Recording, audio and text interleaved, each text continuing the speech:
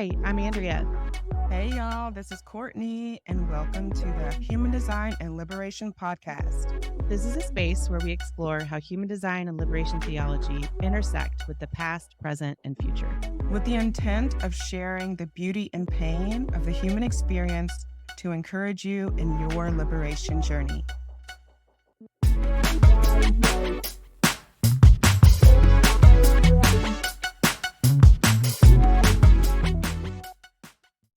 Hello.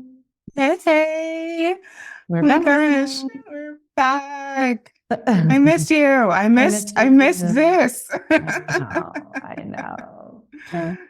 For those of you listening, I was very, very sick last week. So we had to take a little hiatus. And then I pulled my back. Yeah, then you pulled your back out. So yeah, we were both eclipsing. Eclipsing.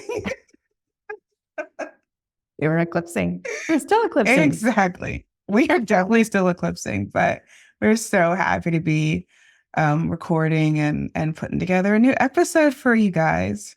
Yes. So today we're going to talk about 2027. Yes. So I would love for you to kind of, if you're into it, set us up with kind of like, why this now? Yeah. So, for anybody listening who is like, WTF 2027. Exactly. That part. So wait, what? What? 2021. So 2027 is a number, a year that was brought up by the entity that transferred this knowledge to Ra in the 80s. Okay. So this was a long time ago. And it's interesting because as we've gotten closer to 2027, human design has grown, right? Like the awareness of human design has grown. Because one of the things that the voice talked about was how human design is a tool to help us navigate these changes that are coming. And so part of the reason why I wanted to do this episode is because, number one, I don't want it to be something that people are afraid of. It is something that has been talked about in human design since human design has existed. So since the 80s, 30-some years. And it refers to what Ra would call the global cycles. So there is a concept, it's a pretty ancient concept from Vedic times called the precession of equinoxes. And that is really like the, let's say, the source material that's where that comes from, right? Like pretty much everything in source material you can track back to either the Kabbalah or, Vedic astrology, chakras, astrology, Ching, right? It's just human design kind of brings it together in a new way. And so this concept has to do with the earth and its axis and the way that axis shapes the influence that we are receiving from the cosmos. Right. So it's kind of like, how like the outer planets have like a generational influence. This is like even larger. Exactly. And even larger, like almost like eras. Yes. If you want to. Yeah. Almost like eras. Yeah, exactly. So these global cycles last approximately 425 years. And it's based on, again, these fixed reference points, these, stars and things that are further out in the cosmos, and the way that the Earth's axis is in relationship to those. And so we are ending one of those global cycles in 2027. Yes, the cross of planning. The cross of planning. That's the cross that we've been in for the last 420 some years. And So when we move into the cross of the sleeping phoenix, which is the next cross that we're moving into, that's going to happen in February of 2027. Mhm. So there's like a confluence of factors that are happening right now. If you look to astrologers, there was the big conjunction. I think it was like Saturn Pluto conjunction in 2020. We've got a Uranus Jupiter conjunction happening this year. Like these outer planets do these like pretty big activities that spark change.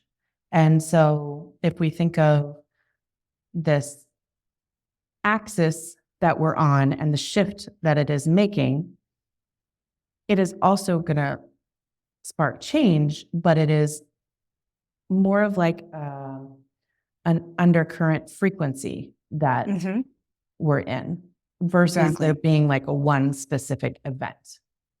Yeah, which I think is a really important part in this conversation, because I think one thing about American culture, it being rooted in Christian Protestantism and evangelical culture, really. Yeah.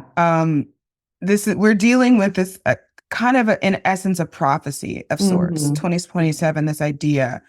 It is a prophecy that's fixed in a pattern. But nonetheless, it's this idea of like projecting into the future. This is what is coming. Yeah. And the idea of prophecy in the United States is often heavily laden with ideas of violence and warfare and struggle and apocalyptic, Armageddon, all that stuff. And so also very specific in very specific events happening in the world, very specific figures rising and falling, that kind of thing. And we're just encouraging you to lay all that down with this conversation. It's not real. Yes, exactly. In general. And it's certainly not connected with this idea, this conversation around the shift from the cross of planning into the cross of sleeping phoenix. So just to kind of add that to the mix. Especially for those that have been around the human design community for a while and have like heard it referenced in certain ways, like, oh, well, that's not going to work after 2027, or people will make statements like that. And I think it has led to this, like you said, apocalyptic idea of what is going to transpire. And I do think that there's going to be a lot of change, but and also I think we're already feeling that change. I mean, just by nature of the precession of equinoxes, like we're already feeling that change. It's just going to fully transition at that moment, but it's already started the transition. Like the 400, you know what I mean? Like, so one of the aspects that I find is really interesting is when the transition happens, unlike most of our transits, typically transits start in the first line of something and move to the sixth line, and then they move to the next gate. For example, whatever the sun is in today, it's, let's say in the second line. I don't track the transits daily, but let's just say it's in the second line. Tomorrow it'll be in the third line. And then the next day it'll be the fourth line, right? With the global cycle, it actually moves in the opposite direction. And so part of why I know we've already been feeling this change is because we've actually been in the first line of the cross of planning for the last 57 years, right? Really, since the 60s, we've been in the first line of the, across the planning. And so that kind of disruption, that volatility that we've been feeling is a lead-in to get us ready for the shift in frequency that's coming. Oh, yeah. Yeah. It's not like we're just, getting out of the hot tub and going to jump into an ice bath. Like the temperature is going to change gradually, right?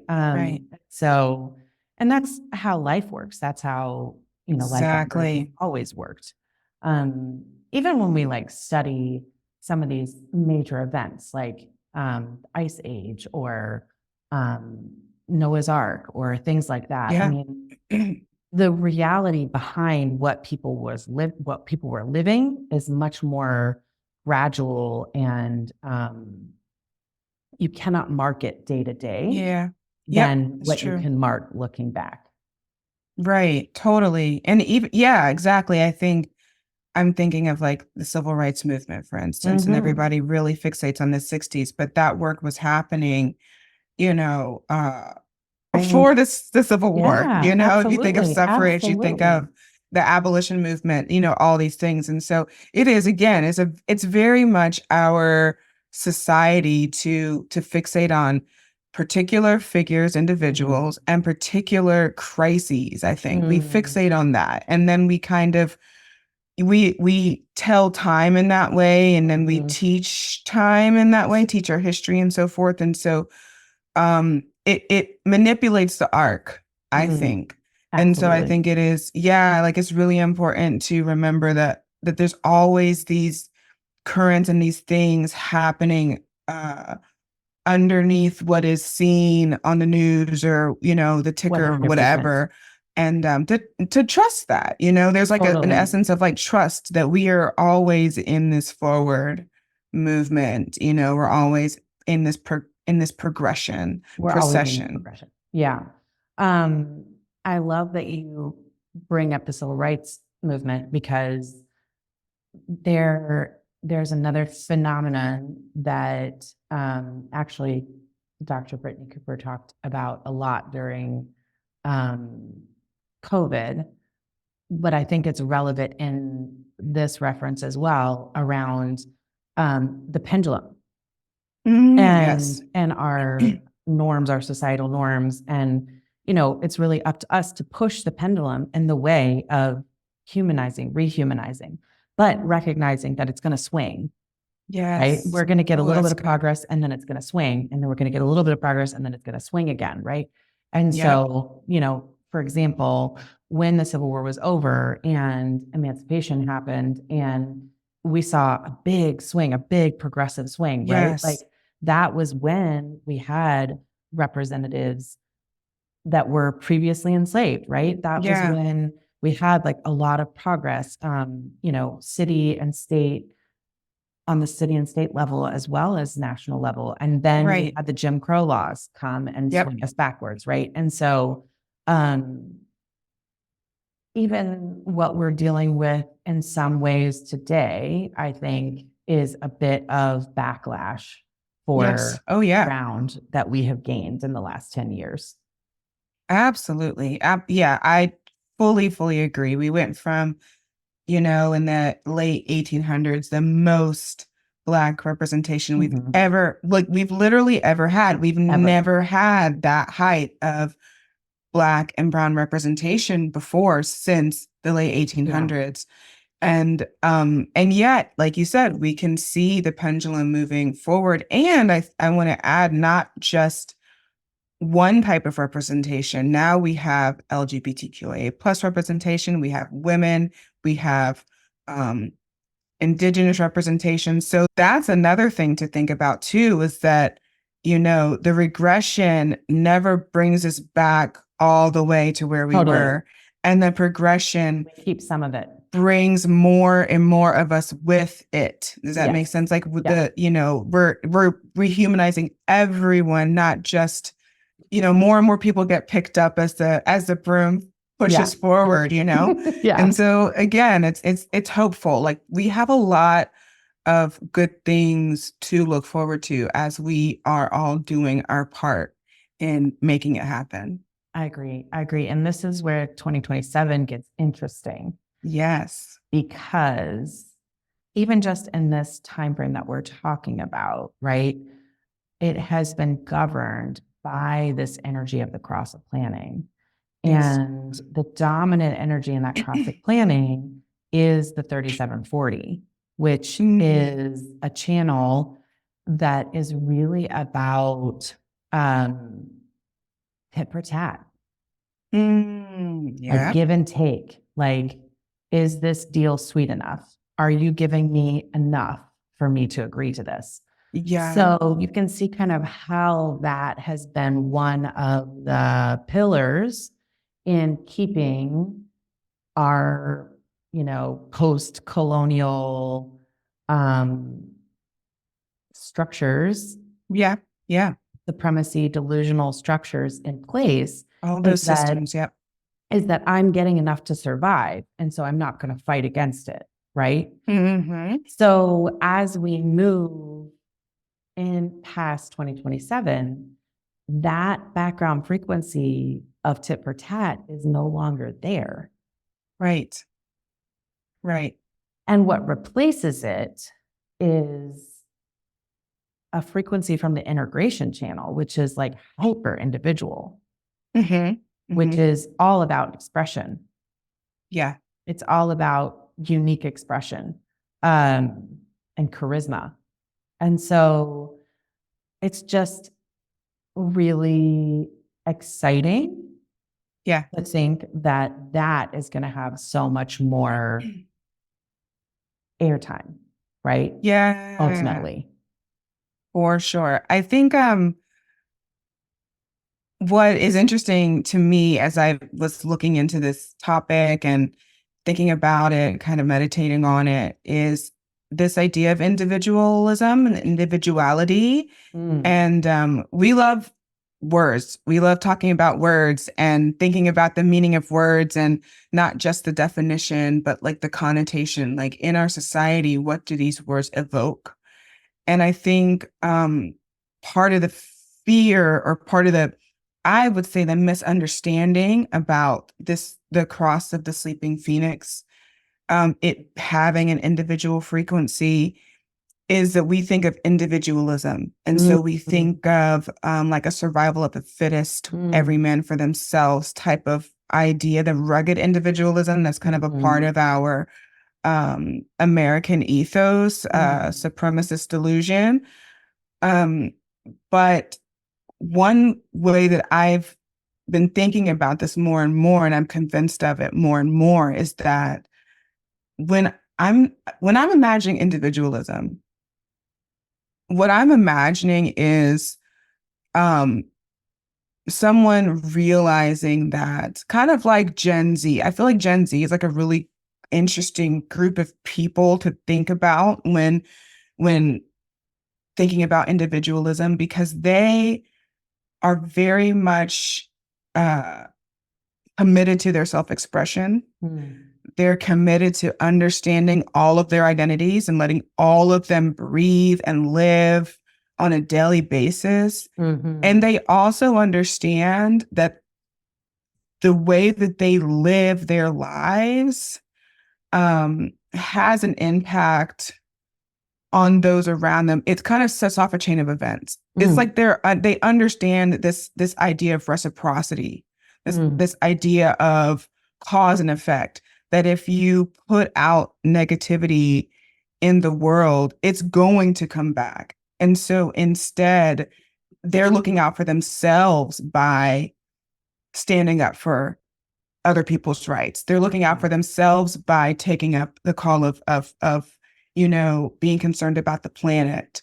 The way that they handle their education, they're thinking about, well, my friend wants to know about their culture. I want to know about their culture. We live in the same community. Like, I want to know what's going on. I don't want to be misinformed. I don't want to not know what I need to know to make it in this world. And so there's this sense of, which I think was, which is not the tradition that we come from in the recent past, which is anything different, it needs to be suppressed.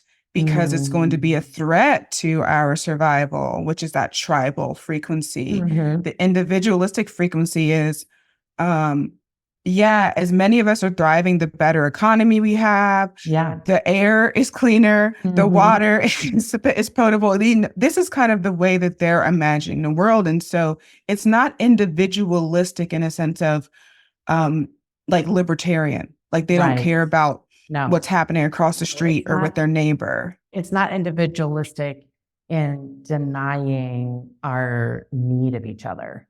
Yes. Yeah.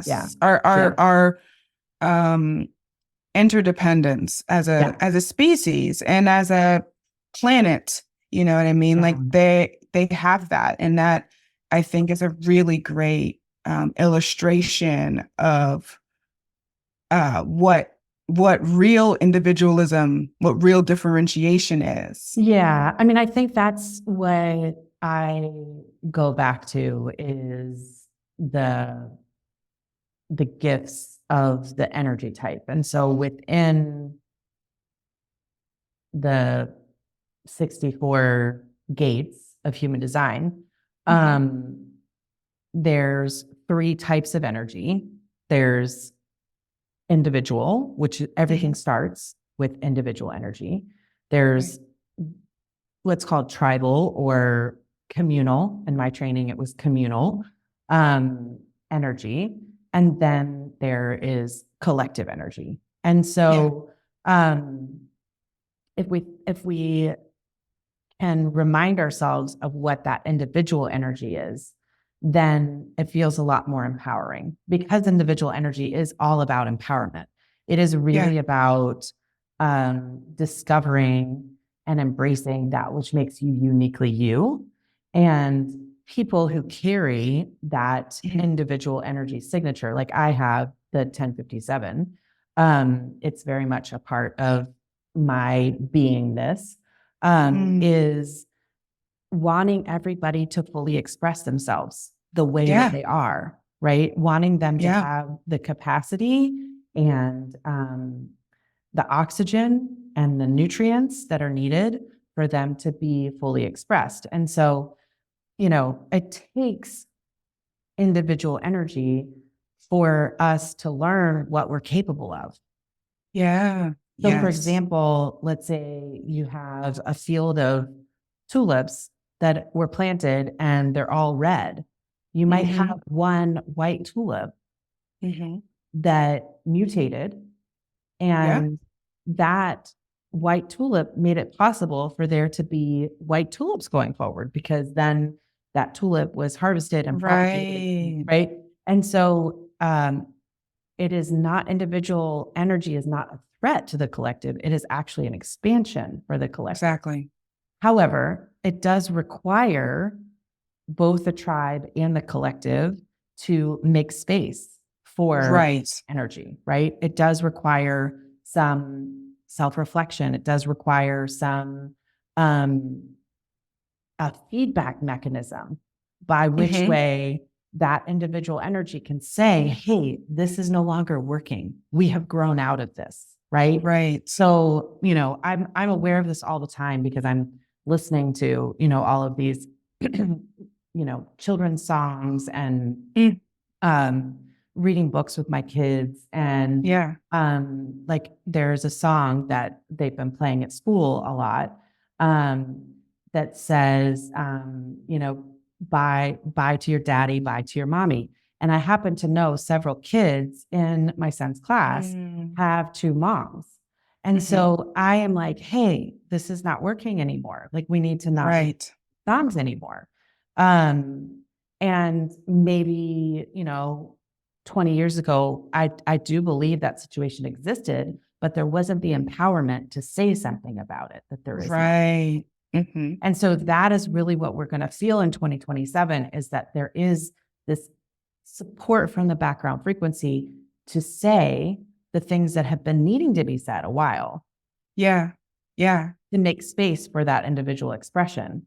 Yeah. And I think that's just another example of how this is not going to be something that's going to smack us all up the side of the head in February of 2027. Like we are seeing this happen, I mean, if you're saying like you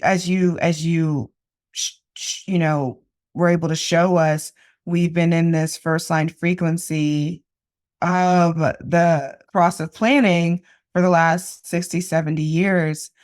Um, and we have seen just the incredible arc of one group after another, after another, after another speaking out, and it compounding, right? And so, you know, you had Black and brown folks stepping out for equal opportunity and their voting rights, and that laid the groundwork for, you know, second wave feminism, which laid the groundwork for the LGBTQ rights movement, which laid the groundwork for, you know, trans visibility, which laid the groundwork, you know, and it's, and we see the growth when we see the space and those former groups empowered, right? They joined these other groups. I mean, I don't think people understand that, like, Frederick Douglass was an abolitionist, but he was also a suffragist. He was.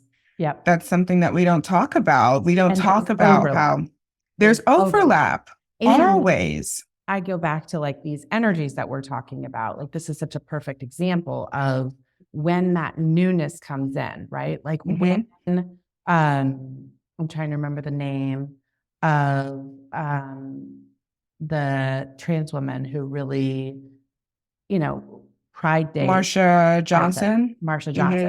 And just like recognizing all the intersectionality of Marsha's identity, right? And then recognizing that the work that they did has laid the foundation for the next wave of feminism that was meant to come. It's like you're not having all of these in isolation. And so Marsha's individuality then informed the tribe, right? And said, we need to make space for this within the tribe. Now, not every tribe was willing to make space for it, right? Of course, yes. But, you know, there was space made, and that experience, that life force, those identities have been held within the tribes that were able to make space for them. And those tribes are then shifting the collective, right? And so a lot of times we look at, oh, well, you know, like the laws, we look at the laws like, oh, you know, when did the laws shift? And it's like, okay, the laws aren't going to shift until the community shifts. Right. And so if we really want the laws to shift, then we have to shift the community first. We have to do our part to make it safe for the things that we know are correct, regardless of what the laws say. Right, exactly. And I do want to make the point, and I think we're arriving to this anyway. It feels like we're arriving to this idea that there are going to be individuals introducing ideas and expressing themselves in ways that are not for the benefit of the collective. And there are going to be groups of people who are going to align with those individuals. I think about, you know, the evangelical movement, from the silent majority to the Tea Party to, you know what I mean? Like, that's been also, it happened, it coincided, you know, with Brown v. Board of Education in 1955 with the desegregation of public schools was the tipping point for what we now see as the new right, you know, this very far right evangelical Christian nationalist movement began back then, in earnest, it being not just a religious movement, but a political movement. And so this is nothing to fear, because it's not new, because we've seen the progress. And, you know, we are also seeing that there, like you said, the pendulum, it swings one way and it's going to swing another direction. There are individuals who are not for our collective thriving. That's where they've positioned themselves. The truth is those individuals are not thriving, right? I mean, and exactly. I talk about this all the time, right? I think the thing to remember is that, they're not for the collective thriving, but they're also not thriving themselves. Like when you look at the suicide rate, like white men have a higher suicide rate than every other demographic combined. Yeah. When you look at antidepressants and white women and antidepressants and anti-anxiety medication, right? There's so many different indicators that you can look at that show the people who are upholding these harmful systems are harming themselves in the process, right? And they're having to cope with the fact that they're harming themselves. And so one of the benefits of the tit for tat being gone is that this veil of what am I getting, right? The safety that I thought I was getting this whole time is fully being lifted. Yeah. That's facts. And that, yes. And that really could go either way, right? Like, I'm not It saying it's can. going to be, all rainbows and sunshine, because I think there's definitely going to be some big reckonings happening. But Yeah. work that we have done to lay the groundwork and to organize around these legacies of care that so many Black community organizers have put together for us, it allows us to really lean into a very solid foundation for expression, a foundation for being our unique selves. Yeah. I think it is important to make that differentiation between this like hyper individualism and individual energy, right? Within the chart. Yes. Yes. Totally. I mean, it's so funny. I was talking to my my husband about this a couple nights ago, and I am from, I was a very churchy girl, and so sometimes I think in like object lessons. Anybody hopefully that doesn't trigger anyone saying object lessons, but this idea of, just like cute, tangible ways of communicating, intangible realities and truths.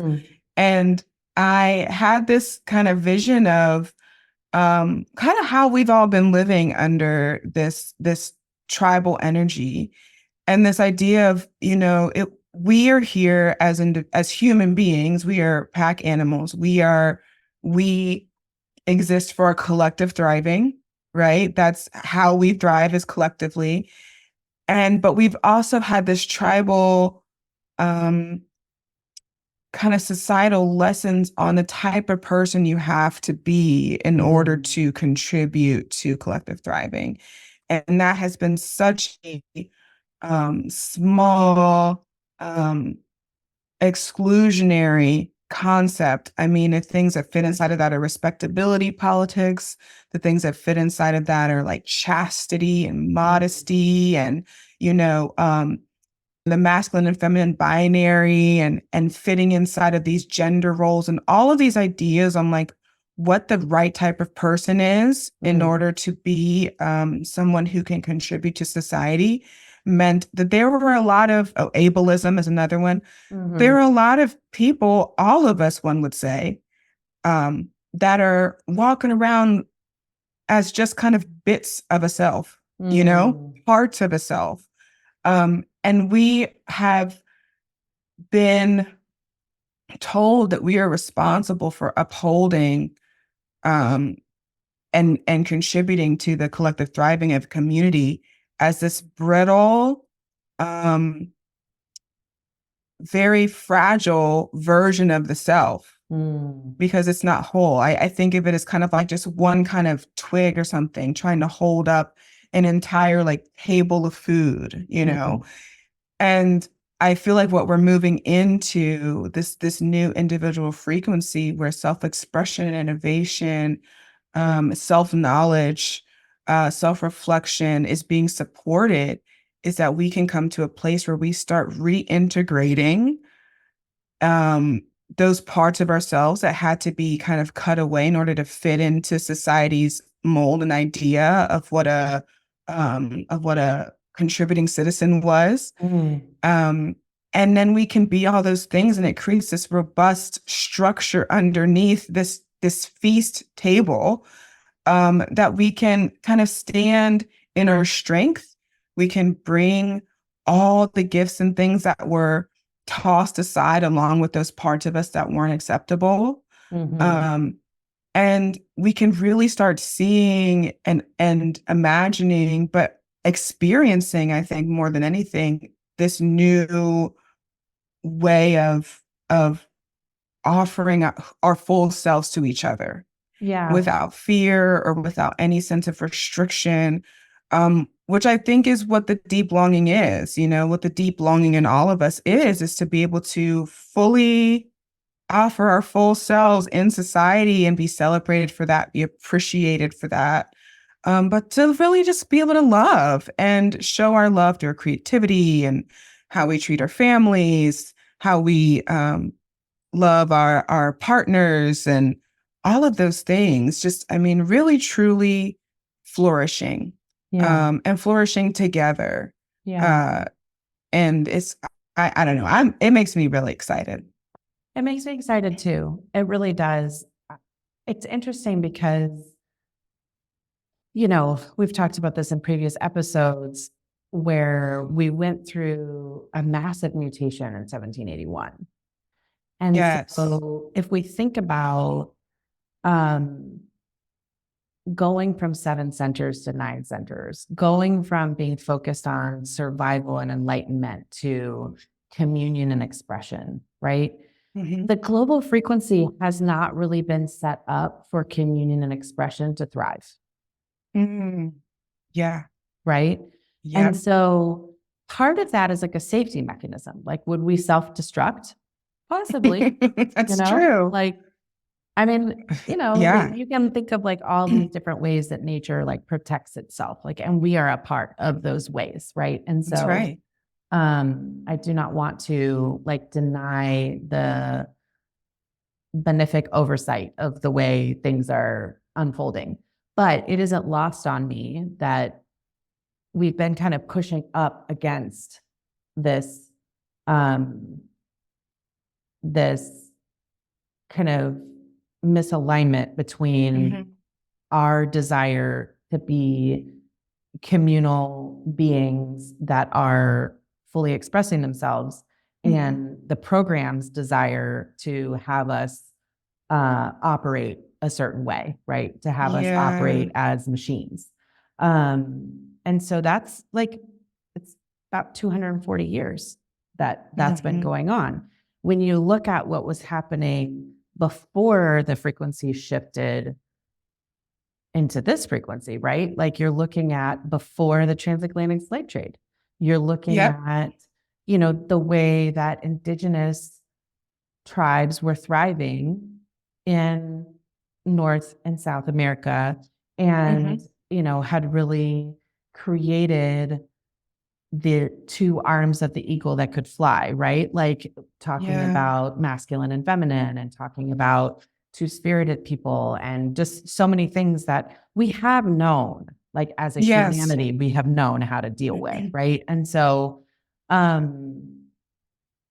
I just think it's going to be really interesting to see how this shift impacts our future and are we really going to be able to appreciate how precious it is to have a human life, to be human? Mm. Because it's Wow. something I feel like we've really taken for granted in this 240-year period.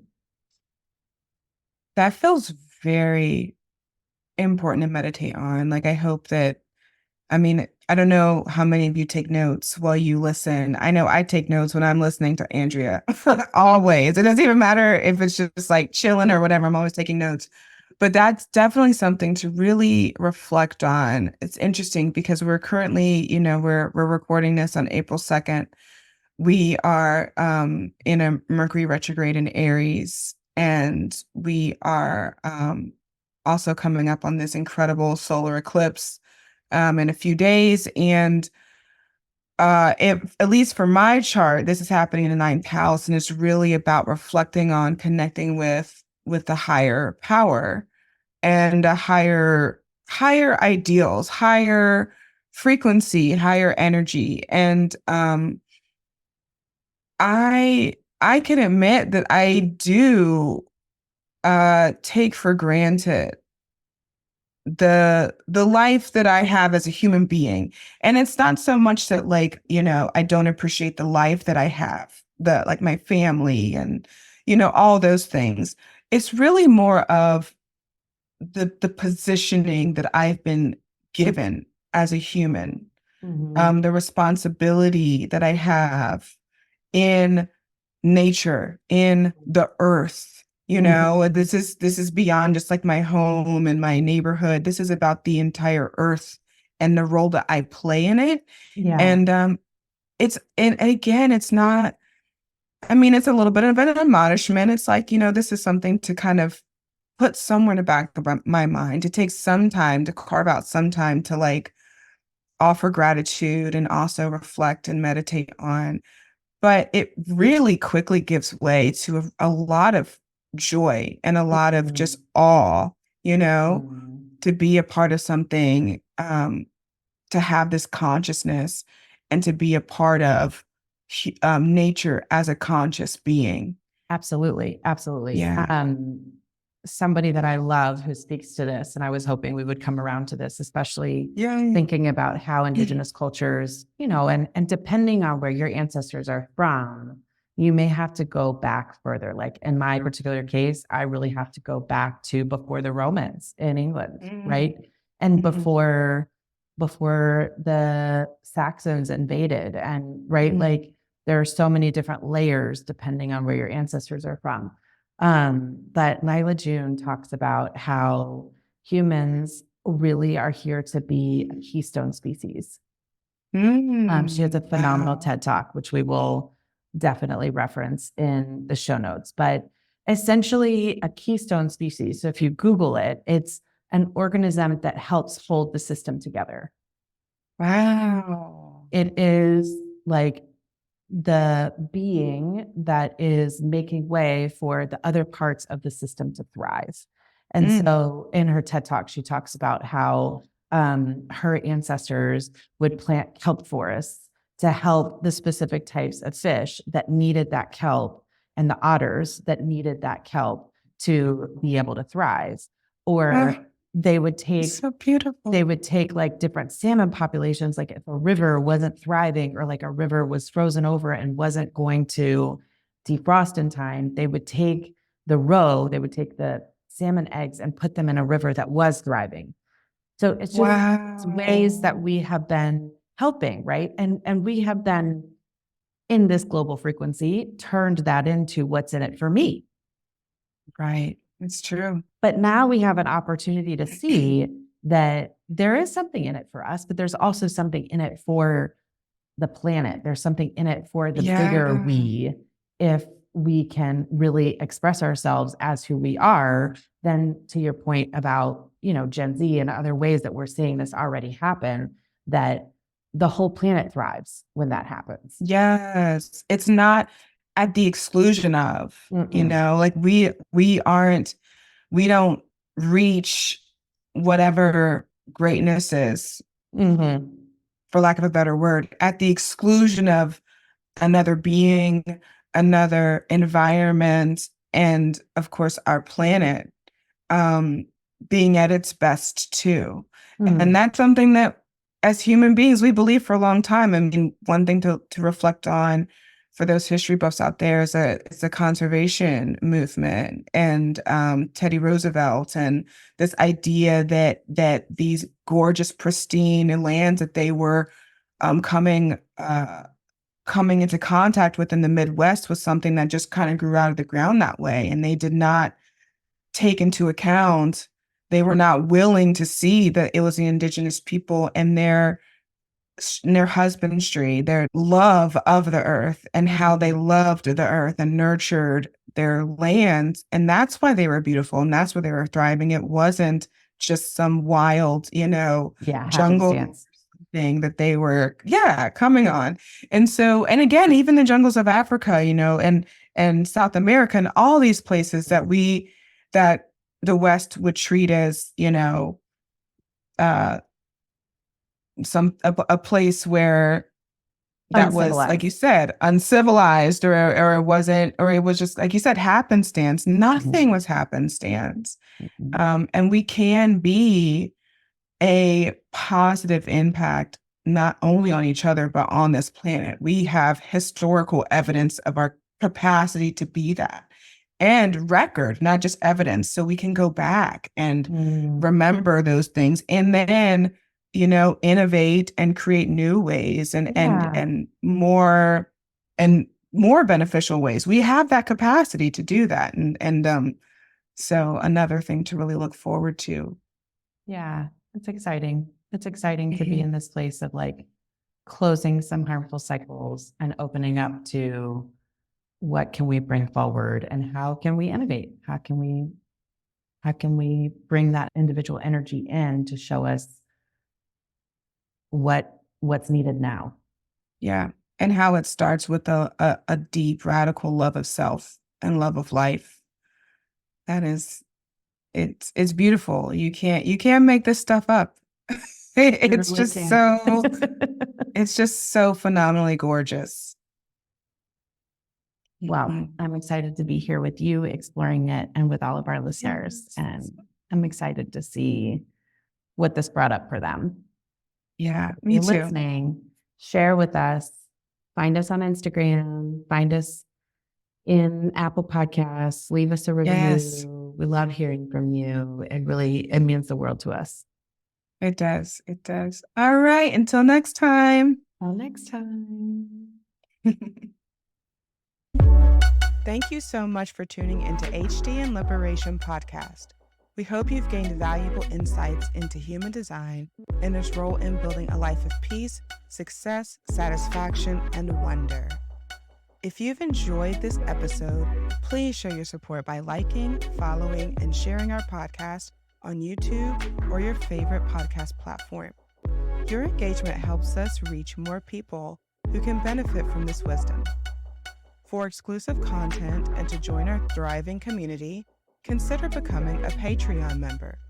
Your support allows us to continue exploring the depths of human design and its potential for life and community transformation. Stay tuned for more fun, thoughtful, and impacting discussions. Together, we're unlocking the path to a more liberated and authentic life. Thank you for being part of HD and Liberation Podcast.